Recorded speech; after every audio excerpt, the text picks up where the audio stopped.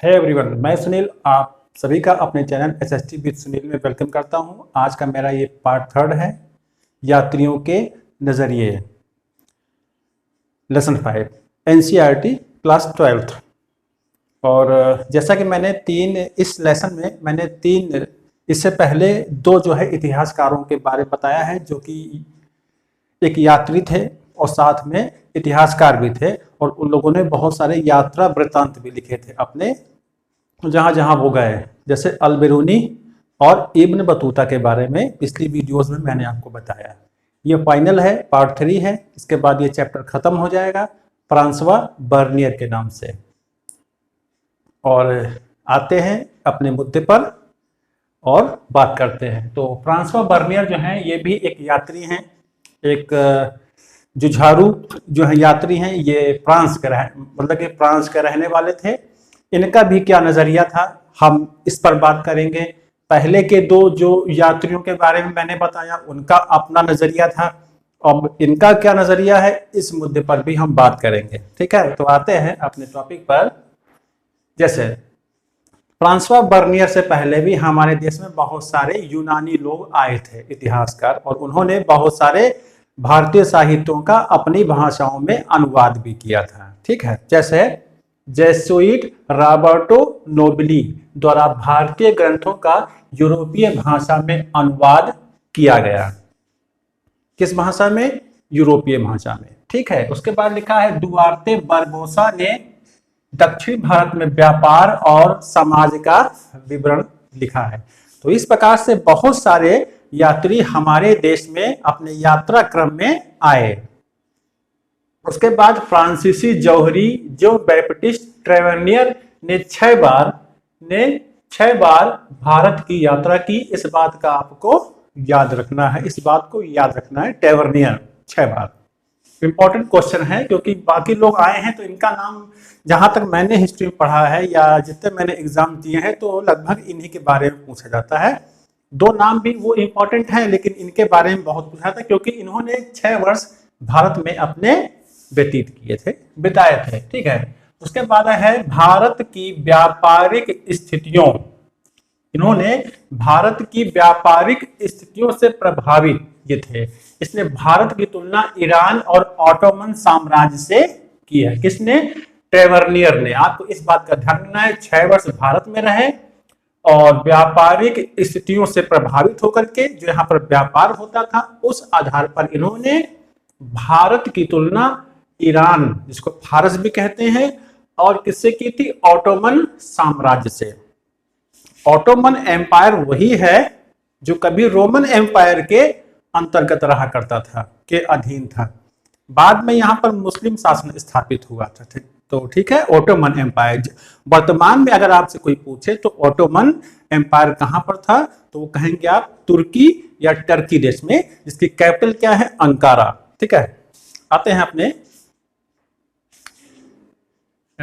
Topic पर।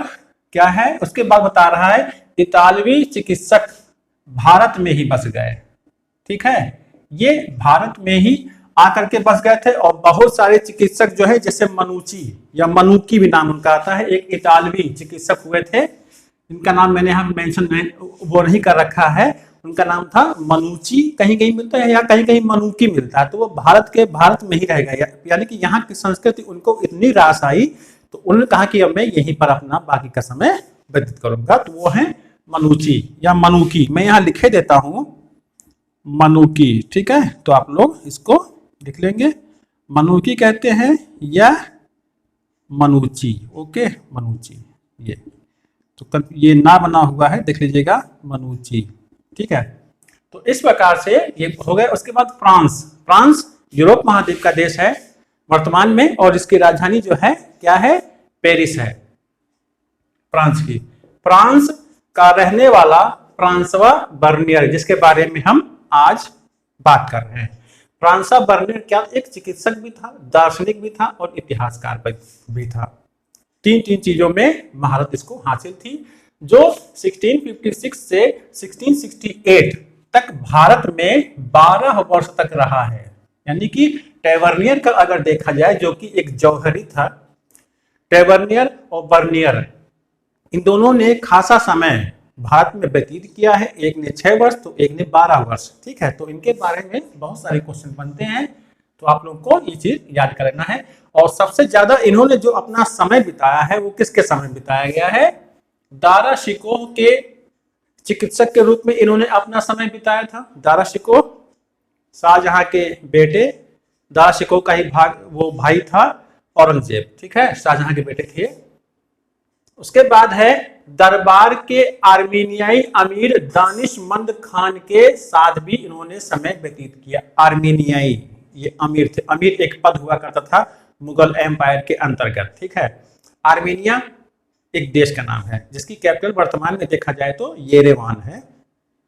ठीक है, तो दानिशमंद, तो क्या आपको ध्यान रखना है, दारा शिकोह के साथ और दानिशमंद के साथ इन्होंने अपना समय व्यतीत किया। ठीक है, उसके बाद वह भारत में जो देखता था उसकी तुलना वो यूरोपीय स्थिति से करता था। देखिए, इसने जो भी इतिहास लिखा है वो बहुत ही तुलनात्मक लिखा है। इसने हमेशा भारत में जो देखा उसकी तुलना यूरोप से की। तो पूर्व और पश्चिम की तुलना, पूर्व और पश्चिम की तुलना किस इतिहासकार ने की है? तो वो है फ्रांसवा बर्नियर। इस प्रकार का क्वेश्चन बन सकता है किसी भी कंपटीशन में। उसके बाद उसने अपनी कृति, जो उसने किताब लिखी थी, Travels in the Mughal Empire, Travels in the Mughal Empire, ये इस कृति को इसने फ्रांसीसी शासक लुई 14 को समर्पित की थी।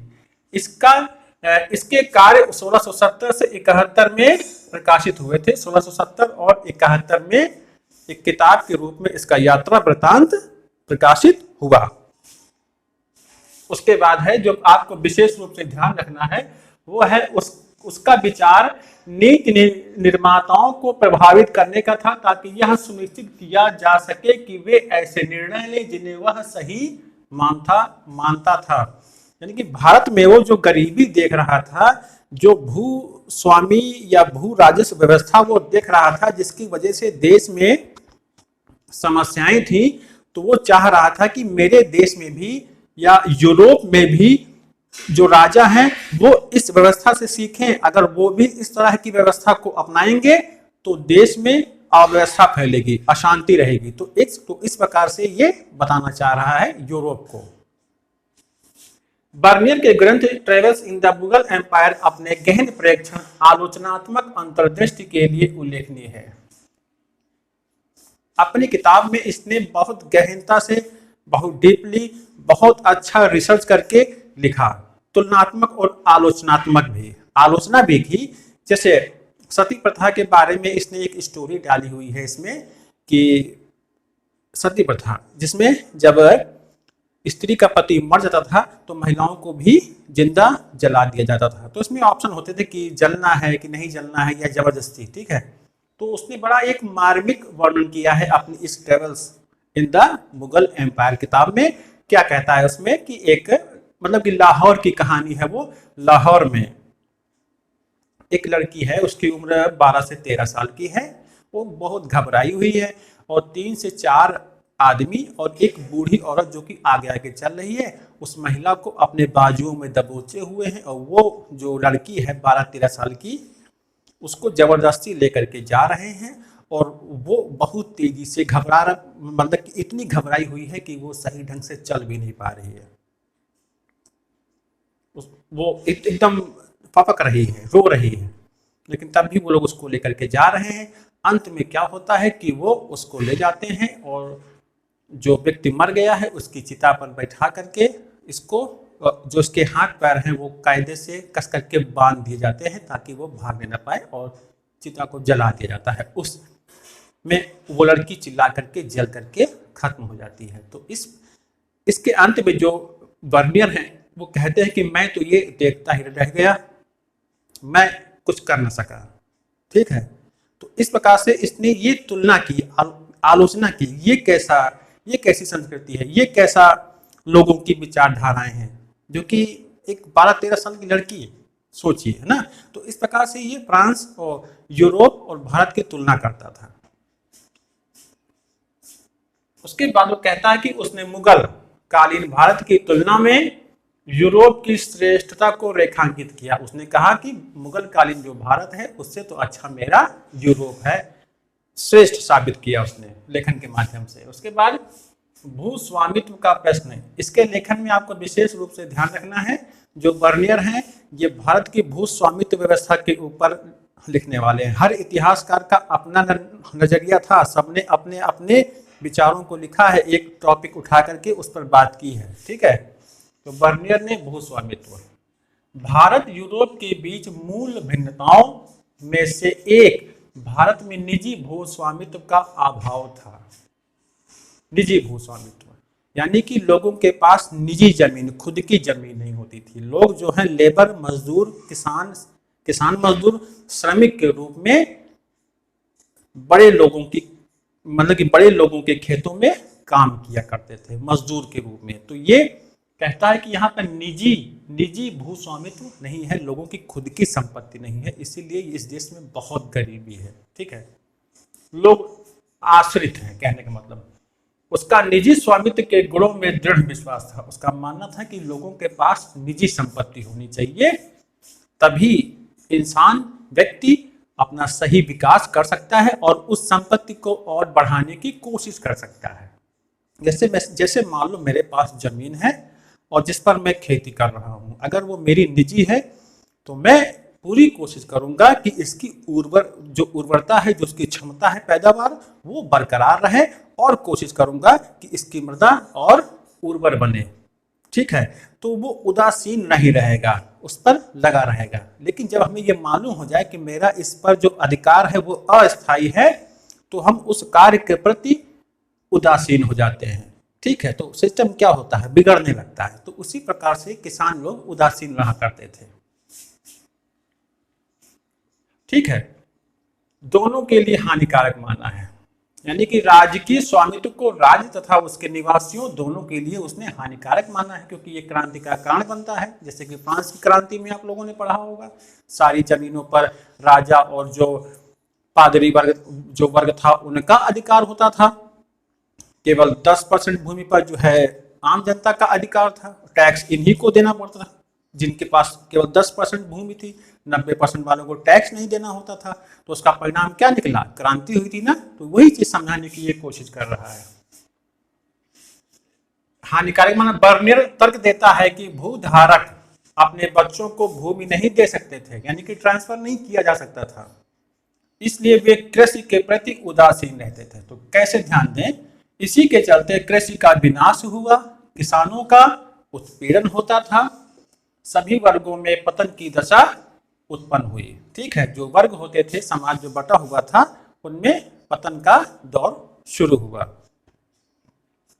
उसके बाद सिवाय शासक के, जो शासक था उसके अधीन जमीन मानी गई थी। वह विश्वास से कहता है कि भारत में मध्य की स्थिति के लोग नहीं है। कहता है कि भारत में मध्य की स्थिति के लोग नहीं है। कहने का तात्पर्य यह है कि भारत में मध्यम वर्ग नहीं है, एक अमीर वर्ग है, एक बेहद गरीब वर्ग है। मध्यम वर्ग नहीं है, जिसके पास आवश्यकताएं पूरी करने की चीजें हैं वो वर्ग कर सकता है, वो वर्ग भारत में नहीं है। तो ये आपको ध्यान रखना है कि किस इतिहासकार ने ये लिखा है कि भारत में मध्यम वर्ग नहीं है, तो वो है बर्नियर। उसके बाद बर्नियर ने मुगल साम्राज्य को इस रूप में देखा। किस रूप में देखा वो ये बताने की कोशिश कर रहा है। जैसे इसका राज्य भिखारियों और क्रूर लोगों का राजा था।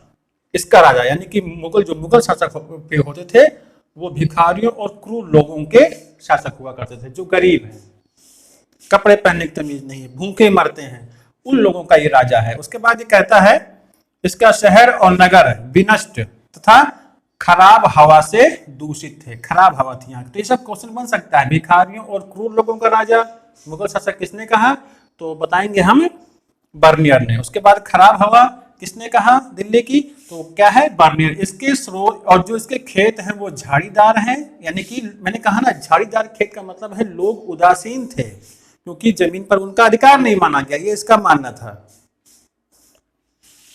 और जो खेत थे वो घातक दलदल से भरे हुए थे। इसका एकमात्र जो रीजन था वो था राजकीय भूस्वामित्व, यानी कि जमीन पर राजा का अधिकार, सामंत लोगों का अधिकार। ठीक है।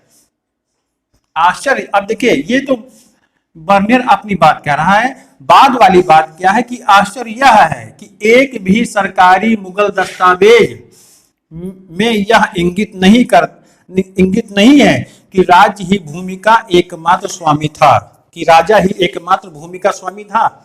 ऐसा मुगल दस्तावेजों में बिल्कुल नहीं मिलता, लेकिन बर्नियर कह रहा है कि राजा के अधीन सारी जमीन थी। तो ठीक है, तो यहां पर विरोधाभास है। उसके बाद हाँ, एकमात्र स्वामी था स्वयं अबुल फजल, जैसा कि अबुल फजल सम्राट मुगल बादशाह अकबर के दरबारी अबुल फजल जो कि आईने अकबरी लिखे थे, में भूमि राजस्व को राजत्व का पारिश्रमिक बताता है, जो राजा द्वारा अपनी प्रजा को सुरक्षा प्रदान करने के बदले की गई मांग प्रतीत होती है। यानी कि ये पारितोषिक था किसका? राजा का। ठीक है, तो इस प्रकार से हो सकता है कि कंफ्यूजन में बर्नियर फ्रांसवा बर्नियर ने ये शायद लिख दिया कि यहाँ पर मध्यम वर्ग नहीं है और जो जमीन होती है यहाँ पर भूस्वामियों का अधिकार रहता था, राजा का या सामंतों का अधिकार था। तो राजा का पारिश्रमिक था, क्योंकि राजा जो था वो अपनी प्रजा की सुरक्षा करता था, तो इस सुरक्षा के बदले में जो प्रजा थी वो राजा को जो है भू राजस्व देती थी, जिस पर राजा का अधिकार माना गया है। अगर आप वो धर्मशास्त्र जो राजनीति शास्त्र पर किताबें हैं उसमें लिखा रहा है कि राजा को ये चीज प्राप्त करने का पाने का अधिकार था, क्योंकि वो प्रजा का रक्षक है। उसके बाद बताता है मांग, बदले की मांग की गई प्रतीत होती है। उसके बाद इसमें विशेष क्या है इस वाले टॉपिक में जो आज पढ़ रहे हैं हम, वो मुगल कालीन शहरों को शिविर नगर कहता है। मुगल कालीन शहरों को वो शिविर नगर कहता है, शिविर सैन्य शिविर जो कि बदला करते हैं, और ये शिविर जो है अस्थायी होते थे, बदला करते थे। यानी कि इसका रीजन क्या है? आए दिन होने वाले युद्ध। ठीक है, ये उसी ओर संकेत करते हैं शिविर। ये क्वेश्चन बहुत इंपॉर्टेंट है, पूछे जाते हैं कि मुगल कालीन शहरों को शिविर नगर किसने कहा? तो बर्नियर ने कहा। उसके बाद एकमात्र इतिहासकार जिसने राजकीय कारखानों की विस्तृत जानकारी दी है। जो राजकीय कारखाना जो मुगलों के अधीन हुआ करता था, जहां पर वस्तुएं बना करती थी, जिनका निर्माण होता था, इसने सबसे बेहतर ढंग से लिखा हुआ है। ये भी क्वेश्चन बन सकता है कि वह इतिहासकार, वह यात्री कौन था जिसने मुगल जो कारखाने होते थे उनका बड़े पैमाने पर वर्णन किया है? तो वह है बर्नियर। किस प्रकार से लोग कारखाने में जाते थे, सारा दिन काम करते थे, शाम को छुट्टी होती थी तो वो अपने घरों को जाते थे, पूरा लिखा है इसने। ठीक है, अब अंत में क्या है, हम तीनों की तुलना करके देखें। जो अल-बिरूनी थे, इब्न बतूता थे और फ्रांसवा बर्नियर में अंतर क्या है? अल-बिरूनी ने संस्कृत साहित्य को विशेष तवज्जो दिया था, आपको विशेष ध्यान रखना है, और वर्ण व्यवस्था का वो विशेष रूप से उल्लेख करता है, अन्य चीजों का भी उल्लेख करता है, लेकिन जो बिंदु पूछे जाते हैं एग्जाम में वो है वर्ण व्यवस्था का उल्लेख। किसके द्वारा? अल-बिरूनी के द्वारा। इब्न बतूता किस ओर ध्यान करता है? वो नारियल और पान जैसी वस्तुओं की रोचकता का वर्णन बड़े अच्छे ढंग से करता है। उसको लगता है, और क्योंकि इसने कभी देखा ही नहीं था उसको, तो कितने बेहतर ढंग से पेश करता है ये हमको पढ़ने को मिलता है। और एक क्वेश्चन ये भी बन सकता है कि किस यात्री ने भारत की डाक व्यवस्था पर आश्चर्य व्यक्त किया था? वो है इब्न बतूता। और बर्नियर ने किस चीज पर फोकस किया है? भूमि स्वामित्व पर। ठीक है, तो ये पहले चैप्टर में मैंने 3 पार्ट में बनाया, ये तीसरा पार्ट है, और समझाने की पूरी कोशिश की है आप लोगों को। बस बुक रीडिंग करते रहें और फैक्ट को उतारते रहें। तो कैसा लगा वीडियो? कमेंट बॉक्स पर जरूर कमेंट करिए, और वीडियो को लाइक करें, सब्सक्राइब करें और शेयर करें। सब्सक्राइब करने के लिए इसलिए बोल रहा हूँ कि आपके पास वीडियोस आया करेंगी, और बेल आइकन को भी दबा देंगे, और शेयर करेंगे तो ये और लोगों तक पहुँचेगी। जानते सभी हैं, लेकिन ये कहना मेरा एक फर्ज है। तो मिलता हूँ अब आपको नेक्स्ट वीडियो में। Thank you.